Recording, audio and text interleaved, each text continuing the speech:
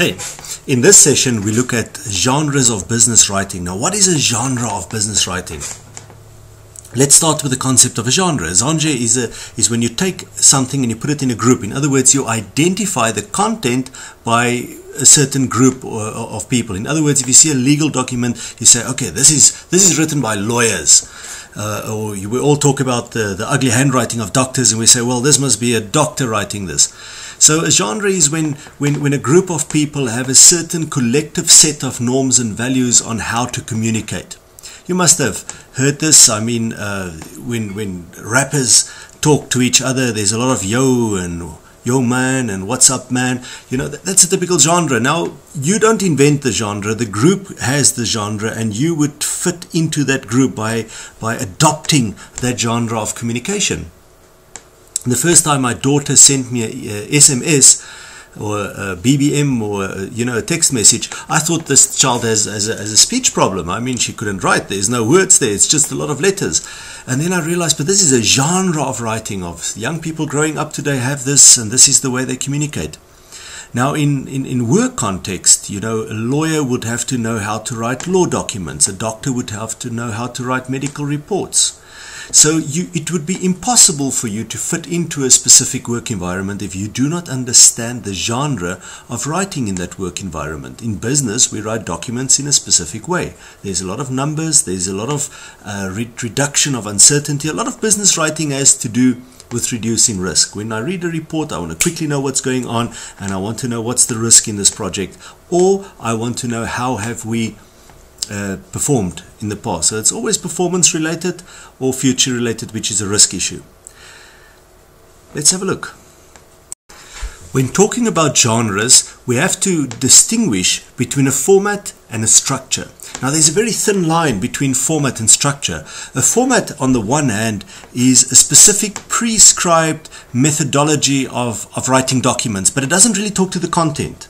So the format tells you how the construct should look like. In other words, your official letter might have the addressee on the top right-hand side, and your particulars on the top left-hand side, and the date has to be at a specific place, and there has to be it has to end with a conclusion, etc. So it gives you a specific format of how to be written. Now, I can't tell you what a format should look like, because each and every organization on this planet has a different format. You have some organizations who are very formal, like government institutions, where they would even send the letter back to you or the document back to you if it's not formatted correctly. And then you've got private sector organizations which are much less formal in terms of this. So your organization would be able to assist you on what the format is. A structure is more the content. That's the road that you take the reader through.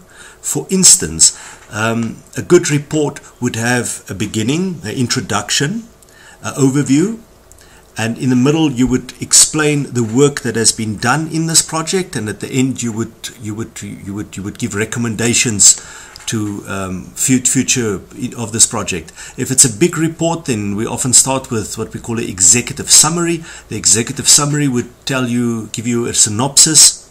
In other words, a very brief outline of what the reader can expect inside this report.